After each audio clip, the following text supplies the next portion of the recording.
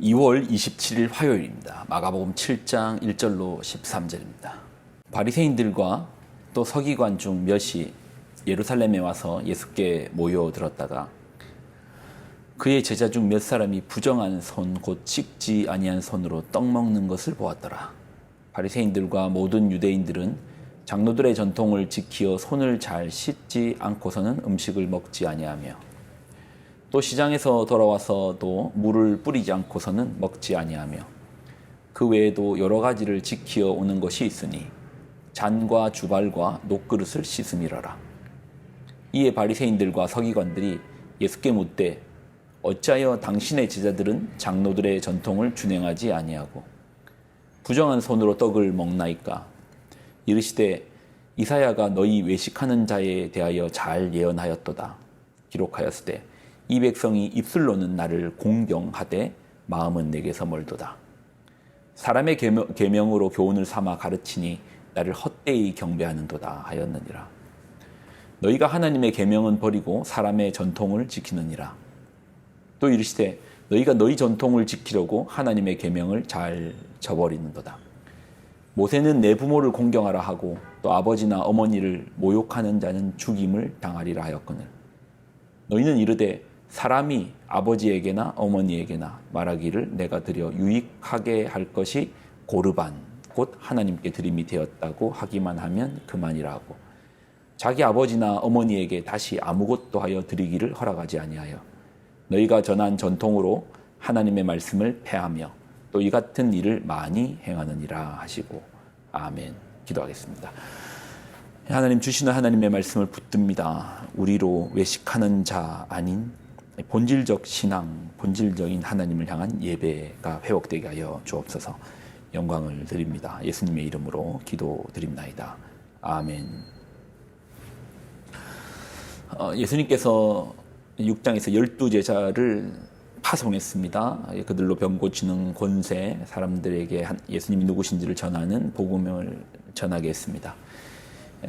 예수님의 소문이 점점 퍼집니다. 헤롯의 궁정까지 예수님의 이름이 거론됩니다. 그리고 오병이어의 사건으로 장정만 5천을 먹입니다. 배고픔의 시절 먹는 문제가 단지 먹었다라는 문제를 넘어 정치적인 큰 이슈가 되는 시점에 왕이 바뀔 수 있는 그런 시점에 일어났던 상황입니다. 그러니 예수님의 현상을 단지 사람들이 지켜볼 수만은 없습니다. 이미 권력을 쥐고 있는 자들이 예수님을 따르는 무리 그리고 그 중심에 있는 예수님을 좋지 않은 시각으로 보기 시작합니다. 자신들의 권력에 위협이 될 위험인물로 감지합니다. 그래서 오늘 본문에 보면 예루살렘에서 사람을 보냅니다. 바리새인과 서기관을 파견했습니다. 그들의 목적은 흠집 내기입니다. 마치 정치에서 상대당의 후보의 정책을 살핌보다 그의 흠집이 없는가 하는 네거티브 전략이 2000년 전에도 있었네요. 그들은 예수님과 제자들을 유심히 살폈습니다. 그리고 그들의 눈에 목격되었던 하나의 흠집이 보입니다. 그것은 제자들이 씻지 아니하는 손으로 떡을 먹습니다. 우리는 이렇게 사람들이 손도 안 씻고 떡을 먹는다라고 하면 우리 눈에는 그것이 위생의 문제로 보일 겁니다. 너무 더럽잖아. 위생적이지 않잖아. 그런데 예루살렘에서 파견된 바리새인과 서기관들의 눈에는 위생의 문제로 보는 것이 아니고 이것은 율법의 문제로 보이는 겁니다. 그들이 율법을 어겼다. 이는 사실 율법에 명시된 내용은 아닙니다. 그런데 율법을 해석하는 과정 가운데 장로들의 유전 또는 장로들의 전통이라고 해서 그들이 첨가한 내용입니다. 유대인들은 점점 다른 민족과 구별하기 위해서 신앙적 구별이 아닙니다. 여기서 구별은 너와 나는 달라의 구별 또는 차별인데요.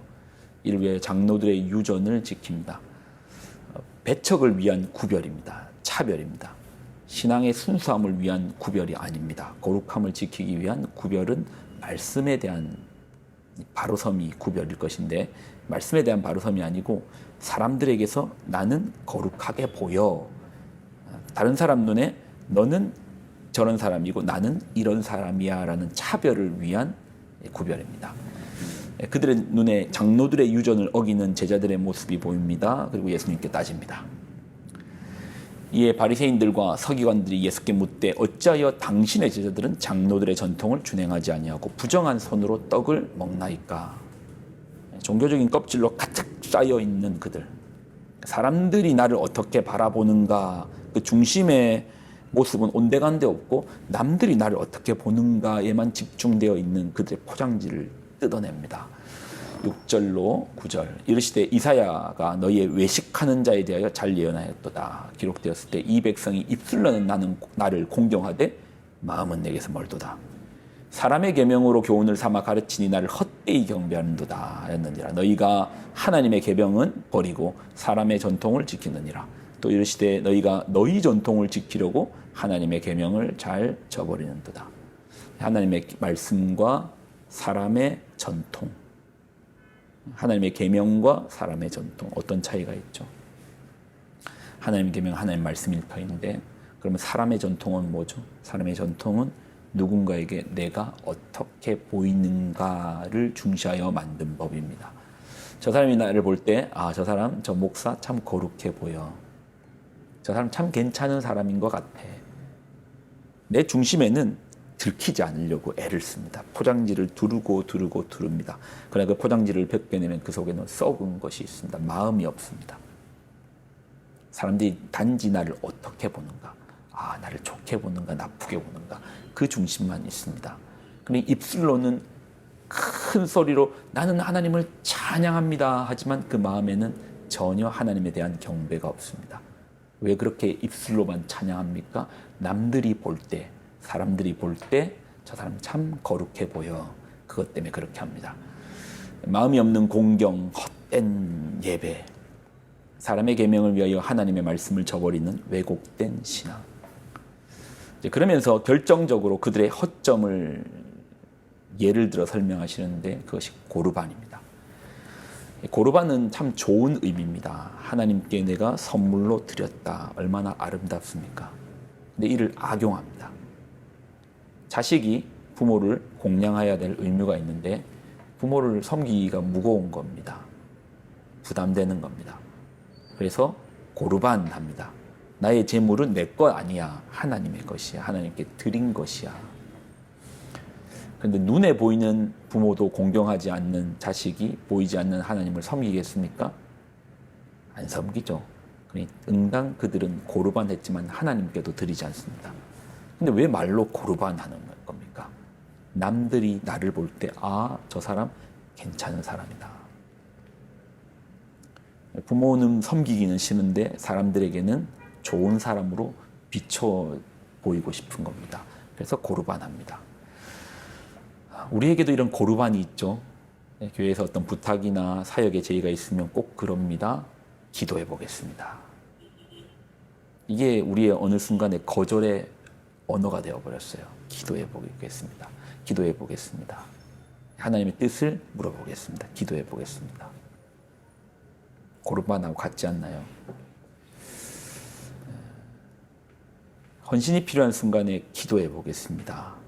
보통 그럴 때 기도하면, 기도 안 하죠. 기도하면은 보통 하나님께서 우리의 기도 가운데 응답하시는 길은 당신이 가셨던 십자가의 길을 보통 제시하거든요. 십자가는 자기 부인이고 누군가를 향한 섬김과 헌신이잖아요.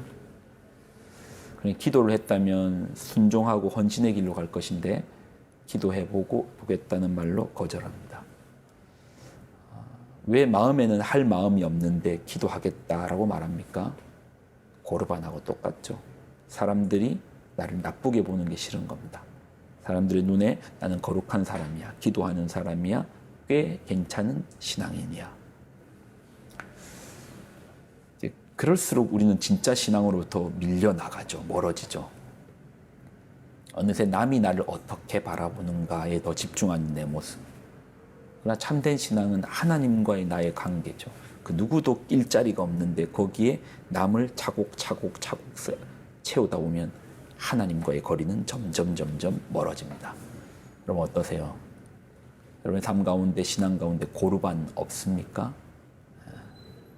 점점 누군가에게 의식함으로, 사람을 의식함으로, 하나님과 나의 거리가 점점 멀어짐이 없습니까? 그렇다면 껍질을 깨고 용기가 필요한 순간이죠. 못하겠으면 죄송합니다. 제 아직 신앙이 부족하여 그릇이 못 됩니다. 못합니다. 지금은 못하지만 하도록 노력하겠습니다. 이것이 바로 나가는 길 아닐까요? 그리고 할 수 있거든 해내보는 것도, 또 하나님의 도움을 받아서, 나는 부족하지만 하나님의 도움을 받아서 해내보는 것도 신앙적인 분명한 유익이 있을 것입니다. 그렇지만 껍질을 둘러싸면 아무런 유익이 없습니다. 오히려 그 껍질이 두꺼워질수록 진짜 신앙으로부터는 멀어질 것입니다. 기도하겠습니다. 하나님, 우리 안에 있는 외식하는 마음은 없고 남들이 나를 어떻게 생각하는가 하는 고르반만 가득합니까? 주님, 이런 우리를 껍질을 깨어 주옵소서. 마치 오늘 바리새인들과 서기관들의 껍질을 깨고 그들의 본연의 모습을 드러내셨던 예수님께서 우리의 모습도 드러내사 우리로 바른 신앙, 바른 하나님을 섬기는 예배자가 되게 하여 주옵소서. 영광을 드립니다. 예수님의 이름으로 기도드립나이다. 아멘.